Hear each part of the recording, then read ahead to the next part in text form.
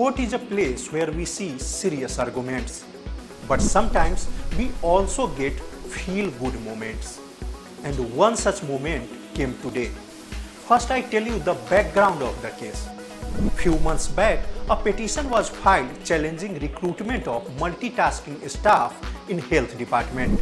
What I learned that late advocate Vijay Palekar had filed this petition, and kind advocate Palekar did not put any financial burden on the petitioner. But due to untimely demise of advocate Palekar, things turned for the petitioner. The petitioner today appeared before the High Court pleading to allow him to withdraw the petition.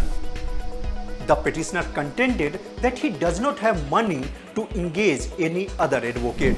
The division bench headed by Justice Sonak refused to allow the petitioner to withdraw the petition and observed that any citizen cannot be denied justice because one does not have money to engage an advocate.